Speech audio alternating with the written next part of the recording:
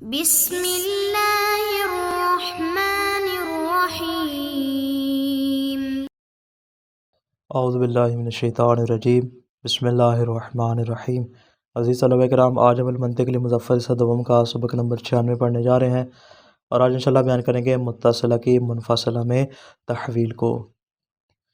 ہم نے کہا تھا کہ ہماری بات یہاں پہ تقریباً 2 طرح کے مقامات میں ہوگی۔ پہلے میں اس بات کو بیان کریں گے کہ قضیہ منفصلہ کو کس طرح سے قضیہ متصلہ میں تحویل کیا جاتا ہے، اور دوسرا مقام اس بارے میں کہ کس طرح قضیہ متصلہ کو منفصلہ میں تحویل کیا جائے گا۔ جو ہمارے پاس پہلا مقام تھا اس کو ہم نے 2 بحثوں میں تقسیم کیا۔ ہم نے اس میں 3 موارد کو موجبہ میں بیان کر دیا اور 3 موارد کو ہم نے سالبہ میں بیان کر دیا۔ اب فرماتے ہیں ہماری بات آگے دوسرے مقام میں کہ قضیہ متصلہ کو منفصلہ میں کیسے تحویل کیا جائے گا، اس کو انشاءاللہ اس درس میں ہم بیان کریں گے۔ مطلب چونکہ متصلہ سے مراد صرف لزومیہ ہے نہ کہ اتفاقیہ، جس طرح ہم نے قضیہ منفصلہ میں کہا تھا کہ منفصلہ میں ہمارے وہاں فقط قضیہ انادیہ مراد ہے، قضیہ اتفاقیہ مراد نہیں۔ کیوں؟ اس لیے کہ جو اتفاقیہ ہوتا ہے اس میں جو اناد ہوتا ہے وہ بطور لزوم کے ثابت نہیں ہوتا ہے۔ اسی طرح فرماتے ہیں جو متصلہ ہے اس میں جو طرفین کے درمیان تلازم ہوتا ہے وہ فرضی ہوتا ہے، جعلی اور اعتباری ہوتا ہے۔ اس میں فرماتے ہیں اس قیاس سے جو ہم نتیجہ حاصل کریں گے تو نتیجہ بھی قطعی اور یقینی نہیں ہوگا، تو لہٰذا یہاں پہ مراد فقط لزومیہ ہوگی، اتفاقیہ مراد نہیں ہوگی۔ البتہ یہ جو ہمارے پاس متصلہ لزومیہ ہے اس میں 2 صورتیں ہیں، کبھی یہ کلیہ ہوتا ہے اور کبھی یہ جزئیہ ہوتا ہے۔ اسی طرح فرماتے ہیں کہ اس میں مزید 2 صورتیں ہیں، کبھی یہ موجبہ ہوتا ہے اور کبھی یہ سالبہ ہوتا ہے، یعنی لزومیہ ماسورات اربع کی صورت میں ہو سکتا ہے، کلی بھی ہو سکتا ہے، جزئی بھی ہو سکتا ہے، موجبہ بھی ہو سکتا ہے، سالبہ بھی ہو سکتا ہے۔ پس لزومیہ میں 4 صورتیں ہو جائیں گی، موجبہ کلیہ، سالبہ کلیہ، موجبہ جزئیہ اور سالبہ جزئیہ۔ پس متصلہ کی منفصلہ میں تحویل کو 2 طرح کے مراحل میں آپ کے لیے بیان کریں گے۔ پہلا مرحلہ کیا ہے؟ جب قضیہ متصلہ لزومیہ موجبہ صادق ہو تو وہ 2 شرطیہ منفصلہ کو مستلزم ہوتا ہے، جس طرح ہم نے گزشتہ کہا تھا مانعۃ الجمع اور مانعۃ الخلف میں۔ یہاں پر بھی ایسے ہے کہ ہمارے پاس ایک قضیہ متصلہ ہے، اس کو ہم 2 شرطیہ منفصلہ میں تحویل کر سکتے ہیں۔ البتہ فرماتے ہیں یہ 2 شرطیہ منفصلہ ہیں ان میں سے ایک مانعۃ الجمع ہوگا اور جو دوسرا ہوگا وہ مانعۃ الخلف ہوگا۔ البتہ ایک بات مد نظر رہے کہ یہ والا جو منفصلہ ہم حاصل کریں گے مانعۃ الجمع یا مانعۃ الخلف کی صورت میں، یہ کمیت اور کیفیت میں اسی متصلہ کے موافق ہوگا جیسے ہم نے تحویل کر کے اس کو منفصلہ میں تبدیل کیا ہے۔ پس اگر قضیہ متصلہ یہ ہو اذا کانت الشمس طالعۃ کان النہار موجودا، جب سورج طلوع ہوا ہو تو دن موجود ہوتا ہے۔ پس یہ والا جو قضیہ متصلہ ہے لزومیہ ہے اس کو ہم 2 منفصلہ میں تحویل کر سکتے ہیں۔ جب یہ صادق ہے تو فرماتے ہیں دونوں کے دونوں قضایا بھی صادقہ ہوں گے، یعنی اما ان تکون الشمس طالعۃ او لم یکن النہار موجودا، یا تو سورج طلوع ہوا ہوگا، اگر سورج طلوع نہیں ہوا تو پھر دن بھی موجود نہیں ہوگا۔ دونوں میں سے ایک صورت ہے، یا تو سورج طلوع ہوا ہے، اگر تو سورج طلوع نہیں ہے تو پھر دن بھی موجود نہیں ہے۔ فرماتے ہیں یہاں پہ ہم نے کیا کیا کہ ایک طرف کے عین کو ہم نے مقدم بنا دیا اور جو ہمارے پاس دوسری طرف تھی اس کے نکیس کو ہم نے تالی بنا دیا۔ اور دوسرا قضیہ ہمارے پاس آ جائے گا وہ کیا ہے؟ اما ان لا تکون الشمس طالعہ او یکون النہار موجودا، یا تو سورج طلوع نہیں ہوا، اگر سورج طلوع ہوا تو پھر دن بہرحال موجود ہوگا۔ یہاں پر ہم نے کیا کیا کہ ایک طرف کے ہم نے نکیس کو مقدم بنا دیا اور جو ہمارے پاس دوسری طرف تھی اس کے عین کو ہم نے تالی بنا دی۔ کیوں؟ اس لیے کہ جو بعد والا ہے وہ مانعۃ الخلف کی صورت میں ہے، جو پہلے والا ہے وہ مانعۃ الجمع کی صورت میں ہے۔ فرماتے سورج طلوع ہوا ہوگا تو پھر وہاں پہ رات نہیں ہوگی بلکہ دن موجود ہوگا، یعنی اجتماع نہیں ہو سکتا کہ دن کا نہ ہونا اور سورج کا طلوع ان دونوں میں جمع نہیں ہو سکتا۔ اس طرح فرماتے ہیں کہ ایسا نہیں کہ سورج طلوع نہ ہوا ہو لیکن دن موجود ہو، یہاں پہ ارتفاع بھی نہیں ہو سکتا۔ بس یہ 2 قضیہ یہاں پہ صادقہ ہو جائیں گے۔ وجہ اس لیے کہ جو ہمارے پاس قضیہ متصلہ ہے اس کو منفصلہ میں تبدیل کرنے میں ہمارے پاس 4 صورتیں ممکن ہے۔ یا ہم کیا کریں، ایک طرف کے عین کو اٹھائیں مقدم بنا دے اور دوسری طرف کے عین کو اٹھائیں تالی بنا دے۔ فرماتے یہ محال ہے۔ محال کیوں ہے؟ اس لیے کہ متصلہ میں طرفین کو ایک دوسرے کے لیے ثابت کیا جاتا ہے، جبکہ منفصلہ میں طرفین کو ایک دوسرے سے سلب کیا جاتا ہے، اناد اور انفصال کی نسبت ہوتی ہے۔ پس عین مقدم اور عین تالی کے ذریعے ہم یہاں پہ نتیجہ حاصل نہیں کر سکتے، جو متصلہ اس کو منفصلہ میں تبدیل نہیں کر سکتے۔ اسی طرح فرماتے ہیں کہ اگر ہم جو ایک طرف ہے اس کے نکیس کو اٹھائیں مقدم بنا دیں اور دوسری طرف کے نکیس کو اٹھائیں تالی بنا دیں، فرماتے یہ بھی ممکن ہے۔ کیوں؟ جس طرح خود عین مقدم اور عین تالی محال ہے ویسے ان کے نکیس بھی آپس میں جمع نہیں ہو سکتے۔ بس یہ 2 صورتیں یہاں پہ کیا ہو جائیں گی؟ محال ہو جائیں گی۔ تیسری صورت ہمارے پاس کیا آ جائے گی کہ ایک طرف کے عین کو مقدم بنا دیں گے اور دوسری طرف کے نکیز کو تالی بنا دیں گے، مت مانعۃ الجمع ہو جائے گا۔ اور چوتھی ہمارے پاس آ جائے گی کہ ایک طرف کے نکیز کو مقدم بنا دیں گے اور دوسری طرف کے عین کو تالی بنا دیں گے، یہ مانعۃ الخلوف کی صورت میں حاصل ہو جائے گی۔ ہمارے پاس ان چار صورتوں میں سے فقط دو صورتیں ہو سکتی ہیں، اسی وجہ سے ہم کہتے ہیں کہ جو ہمارے پاس قضیہ متصلہ ہے اس کو ہم دو صورتوں میں تبدیل کر سکتے ہیں، ایک مانعۃ الجمع ہوگا اور دوسرا مانعۃ الخلوف ہوگا۔ مانعۃ الجمع اس لیے صادق ہوگا کیونکہ مقدم اور تالی کے درمیان ملازمہ پایا جاتا ہے، اس طرح کہ جب مقدم موجود ہوگا تو تالی بھی موجود ہوگی، جب سورج طلوع ہوا ہوگا تو پھر وہاں پہ دن بھی موجود ہوگا، پس مقدم تالی کے نکیز کے ساتھ جمع نہیں ہوگا، یعنی سورج تو نکلا ہوا ہو لیکن وہاں پہ دن موجود نہ ہو، سورج کا طلوع ہونا اور دن کا موجود نہ ہونا مطلب ان کے درمیان جمع نہیں ہو سکتا۔ کیوں؟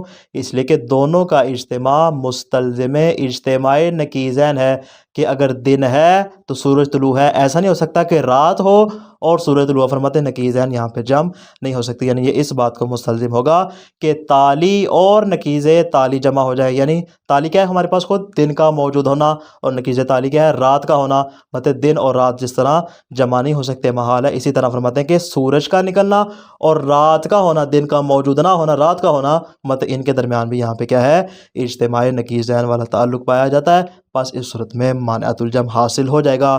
اگر تو سورج نکلا ہوا ہے تو پھر بہرحال دن ہوگا، اگر سورج طلوع ہوا نہیں ہے تو پھر دن بھی موجود نہیں ہوگا۔ بس اگر ہم کہتے ہیں کلما غرق زید فہو فی الماء، کہ جب بھی زید پانی میں ہوتا ہے تو وہ غرق ہوتا ہے، فرماتے ہیں اگر یہ قضیہ صادقہ ہے تو دائماً اما زید قد غرق او لیس فی الماء، یہ قضیہ بھی صادق ہو کہ یا تو زید غرق ہو چکا ہے، اگر غرق نہیں ہو تو پھر وہ پانی میں بھی نہیں ہوگا۔ کیوں؟ اس لیے کہ زید جب بھی پانی میں ہوتا ہے تو غرق ہوتا ہے، اس کو تیرنا آتا نہیں، بس دونوں کے دونوں کا یہاں پہ کیا ہوں گے صادقہ ہوں گے۔ یہ تو بات ہوگی اس کی مانعۃ الجمع کی، مطلب جہاں تک تعلق ہے مانعۃ الخلوف کا، اس کا حکم بھی مانعۃ الجمع کی طرح ہی ہوگا۔ یعنی کیا مطلب؟ یعنی جس طرح مانعۃ الجمع میں مقدم کا تالی کے نکیز کے ساتھ جمع ہونا محال ہے، جس طرح سورج کا طلوع ہونا دن کے موجود نہ ہونے کے ساتھ جمع ہونا محال ہے، یعنی دن کا موجود ہونا اور رات کا ہونا جس طرح دونوں جمع نہیں ہو سکتے، اسی طرح فرماتے ہیں کبھی دونوں کا موجود نہ ہونا بھی محال ہوتا ہے۔ یعنی کیا مطلب؟ یعنی ہم یہ نہیں کہہ سکتے کہ سورج بھی موجود نہ ہو اور دن بھی نہ ہو، فرماتے ہیں ایسا ہو نہیں سکتا، یعنی دونوں میں سے ایک ہر حال میں موجود ہوگا، یا مقدم کا نکیز ہوگا یا عین تالی ہوگی۔ مقدم کا نکیز کیا؟ یعنی سورج کا طلوع نہ ہونا، اور عین تالی ہمارے پاس کیا آ جائے گی؟ یعنی دن کا موجود ہونا، یا تو سورج طلوع نہیں ہوا رات ہوگی، اگر تو فرماتے ہیں کہ رات نہیں ہے تو پھر بہرحال دن وہاں پہ موجود ہوگا۔ پس اگر مقدم کا نکیز نہ ہو تو خود مقدم موجود ہوگا، یعنی اگر سورج کا عدم میں طلوع موجود نہیں ہے تو اس کا مطلب کیا ہے سورج وہاں پہ موجود ہے۔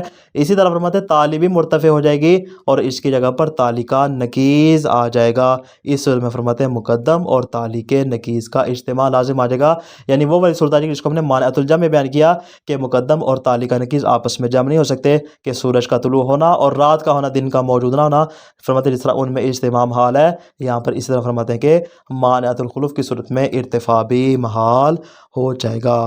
فرماتے ہیں پس اسی صورت کو ہم مانعۃ الخلوف کا نام دیں گے، کیوں؟ اس لیے کہ مقدم کے نکیز یا تالی میں سے کسی ایک کا ہونا بہرحال یہاں پہ ضروری ہے۔ یہ آ جائے گا ہمارا پہلا مرحلہ مانعۃ الجمع موجبہ اور مانعۃ الخلوف سالبہ کا۔ مطلب دوسرا مرحلہ ہمارے پاس کیا آ جائے گا؟ سالبہ کا، کہ جہاں پہ متصلہ لزومیہ سالبہ کو موجبہ کی مانند دو منفصلہ یعنی مانعۃ الجمع اور مانعۃ الخلوف میں تحویل کیا جا سکتا ہے، جس طرح ہم نے موجبہ میں کہا تھا ویسے فرماتے ہیں سالبہ میں کیا کریں گے، اس کو دو قضیے میں تحویل کریں گے، ایک مانعۃ الجمع ہوگا اور دوسرا مانعۃ الخلوف ہوگا۔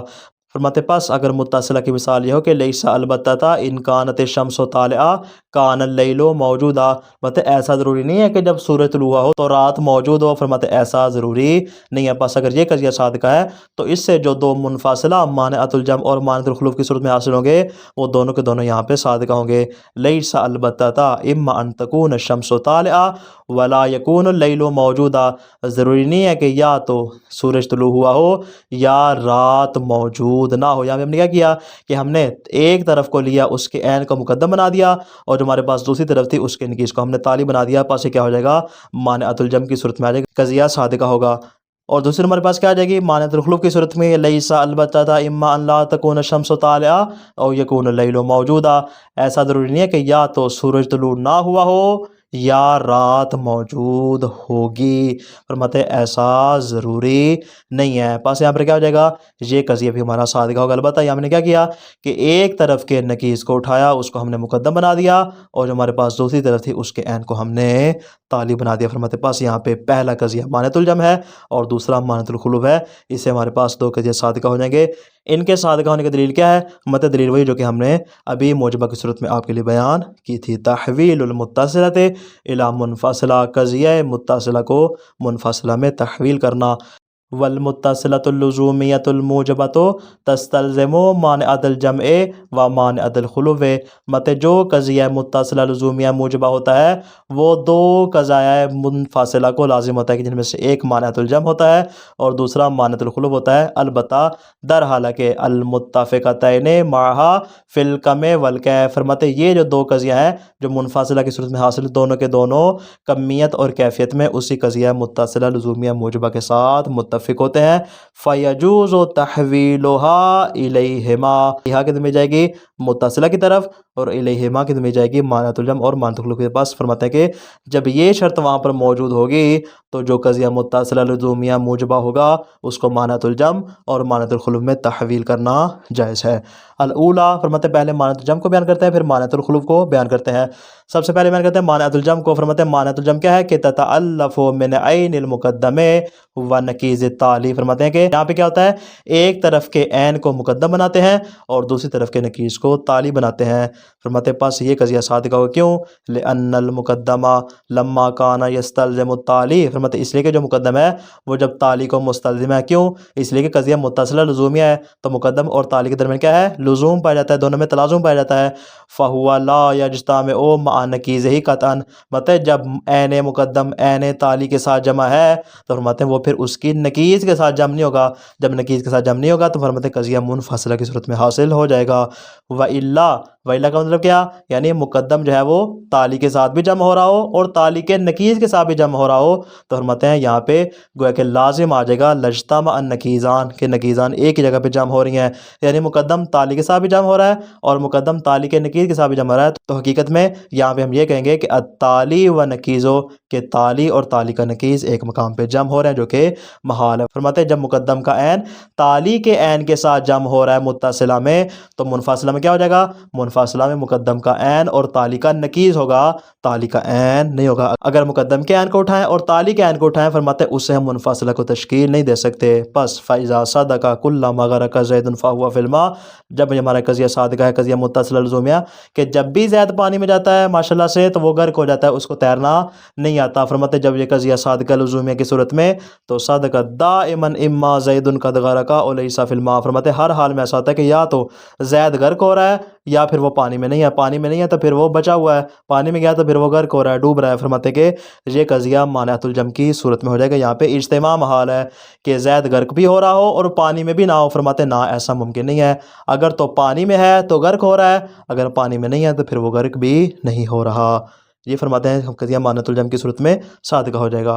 الثانیہ، دوسرا کیا فرماتے ہیں مانعۃ الخلوف، یعنی جے والا جو قضیہ متصلہ لزومیہ موجبہ ہے اس کو ہم مانعۃ الخلوف میں بھی تحویل کر سکتے ہیں کہ تتألف من نکیز المقدم و عین التالی، کہ وہاں پر کیا ہوگا مقدم کا نکیز ہوگا اور تالی کا عین ہوگا، یعنی مانعۃ الجمع کا بالکل برعکس بعکس الاولیٰ۔ لأن المقدم لما کان لا یجتمع مع نکیز التالی، مطلب اس لیے کہ جو مقدم ہے جب وہ تالی کے نکیز کے ساتھ جمع نہیں ہو رہا، جس طرح ہم نے ابھی اس بات کو مانعۃ الجمع میں بیان کیا، مطلب جب مقدم تالی کے نکیز کے ساتھ جمع نہیں ہو رہا تو فلا یخلو الامر من نکیز المقدم و عین التالی، فرماتے ہیں پھر امر اس بات سے خالی نہیں ہوگا، یا تو مقدم کا نکیز ہوگا اور تالی کا عین ہوگا۔ فرماتے ہیں تالی کا نکیز وہاں پہ نہیں ہو سکتا، اگر مقدم کا بھی نکیز ہو تالی کا بھی نکیز ہو تو فرماتے ہیں وَإِلَّا لَوْ خَلَا مِنْهُمَا، کہ نہ مقدم ہو اور نہ ہی تالی ہو بلکہ دونوں کا نکیز ہو، بلکہ دونوں سے قضیہ خالی ہو، بِأَنْ يَرْتَفِعَا مَعًا، کہ دونوں یہاں پہ ارتفاع کر جائیں، فرماتے ہیں و ارتفاع النکیز المقدم بالمقدم، فرماتے ہیں مقدم کے نکیز کا ارتفاع کیا ہے؟ خود مقدم کا آ جانا، اور تالی کے ارتفاع کا مطلب کیا ہے؟ اس کی تالی کے نکیز کو لے آنا، یعنی ایک طرف مقدم آ جائے گا، دوسری طرف کیا آ جائے گا؟ تالی کی نکیز آ جائے گی، تو اس کا مطلب کیا ہے؟ انہ جاز اجتماع المقدم و نکیز تالی، لازم آ جائے گا کہ مقدم اور تالی کا نکیز ایک مقام پر جمع ہو جائیں، جس کے جمع ہونے کو ہم نے ابھی باطل قرار دیا ہے، وہذا خلفن، یہ ہماری اصل مراد کے خلاف ہے۔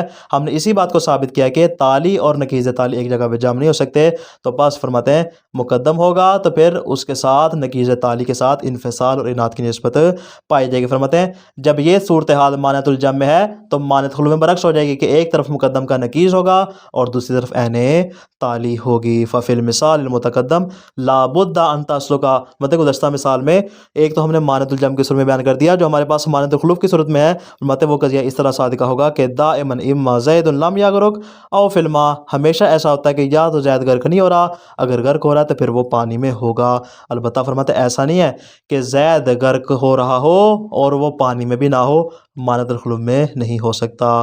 فرماتے یہ تو بات ہوگی کس کی؟ موجبہ کی۔